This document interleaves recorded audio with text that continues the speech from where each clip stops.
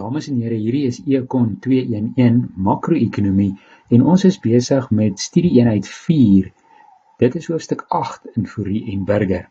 Ons kyk spesifiek na groeiteorieë en hierdie laaste van die 4 video's gaan oor die langtermyndrywers van ekonomiese groei, verduidelik met die Solow grafieke. So in die vorige afdeling het ons gepraat oor die gebalanseerde groeipunte waar uitset per werker of dan die BBP per capita konstant is. Maar kom ons gestel nou dat die ekonomie groei en wat sou die drywers van daardie groei wees? Ons gaan kyk na die spaarkoers, die bevolkingsgroeikoers en produktiwiteitsgroei as die drywers van ekonomiese groei. Die spaarkoers kan ons eerstens sê, veronderstel die spaarkoers neem toe. Hoe sou ons dit dan binne ons Solow raamwerk gebruik om die toename in ekonomiese groei aan te dui?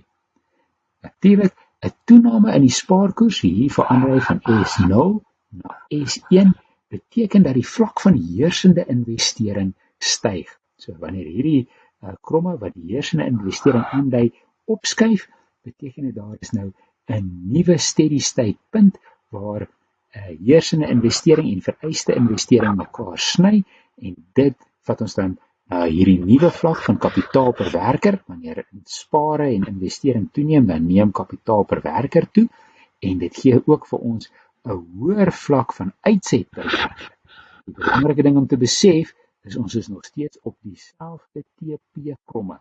So die idee van die afnemende grensopbrengs wat mens kry om die kapitaalvoorraad te verhoog is baie duidelik. 'n redelike groot toename in investering en kapitaal vir 'n kleiner toename in uitset, maar nietemin, dit is darm ekonomiese groei wat plaasvind. Daar is nou meer goedere en dienste per capita.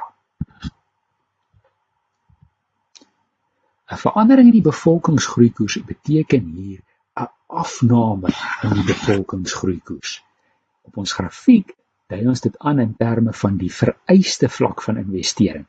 Onthou, die investering wat vereis word hang af van hoe vinnig die bevolking groei.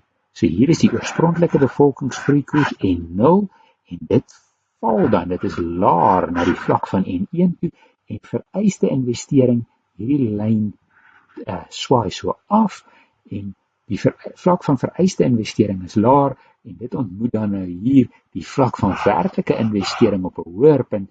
So omdat die bevolking stadiger groei, is daar nou meer kapitaal per werker en gevolglik ook meer uitset per werker. So dit is ook 'n manier hoe die ekonomie sou kon groei. Baie belangrik om te sê is dat hierdie is nie 'n volhoubare manier om die ekonomie te laat groei nie. Wanneer daar 'n afname is in die werksmag, beteken dit daar's ook 'n verlies aan produktiewe vaardighede. Mense kan byvoorbeeld dink aan 'n brein-immigrasie. Mense verlaat die land, so die bevolkingsgroeikoerse is laer, maar daarmee saam verloor mense ook hulle kundigheid. So wanneer mens praat oor 'n vermindering van die bevolking as 'n manier om die ekonomie te laat groei, moet mens ook hierdie ander kant daarvan in ag neem en sê, maar wat van die verlies aan vaardighede in die proses en wat sal die impak daarvan op groei wees? So ons dink nie regtig aan 'n verlaging van die bevolkingsgroei as 'n strategie om die hele ekonomie te laat groei. Die heel beste manier om die ekonomie te laat groei is deur 'n verbetering van tegnologie. Dit kan nou wees 'n verbetering van tegnologie, die produkte wat gebruik word in produksie, die prosesse wat gebruik word in produksie, enigiets wat produktiwiteit verhoog, en dit kan natuurlik ook hierdie breë instellings wees waarvan ons graag praat. Wanneer dit plaasvind, hoe dui ons dit op ons grafiek aan? So 'n verbetering van tegnologie, en dit is dan hierdie A-term in ons produksiefunksie, beteken dat die totale produksiefunksie nou opskuif. Dit is die enigste keer wanneer dit gebeur is. Ons het nou 'n hoër vlak van totale produksie.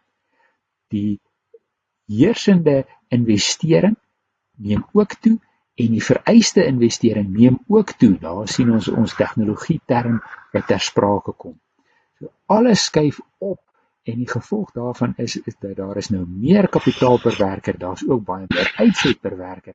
En jy sien nie hierdie konsep van die dalende grensopbrengs nie. Daar's sommer 'n baie groot toename in die uitset per werker wanneer tegnologie die fundamentele drywer is van die ekonomiese groei. So hierdie is 'n grafiek met baie lyne, oefen om hom akkuraat oor te kan teken en te verduidelik. So om op te som, in die praktyk is daar 'n beperking op hoeveel die spaarkoers kan toeneem of met hoeveel die bevolkingsgroeikoers kan afneem. Nie een van hierdie twee is regtig bronne van volhoubare langtermyn toenames in lewensstandaarde nie. Maar as mense oor tyd meer en meer produktief word, soos wat tegnologie verbeter, dan kry mens langtermyn ekonomiese groei. En dit is die kernboodskap van die Solow-model. Dames en here, hierdie sluit die modelle, grafieke, berekeninge gedeelte van hierdie hele module af. Die laaste hoofstuk wat ons aanpak is hoofstuk 12 en dit skakel met hoofstuk 1 en gee vir jou 'n oorsig van die makro-ekonomiese uitdagings en beleide in Suid-Afrika. Daar is nie nog nuwe modelle of grafieke wat jy hoef te leer nie. Dit gaan meer oor hoe jy alles wat jy tot hiertoe geleer het, weer toepas op die beleidsuitdagings in Suid-Afrika.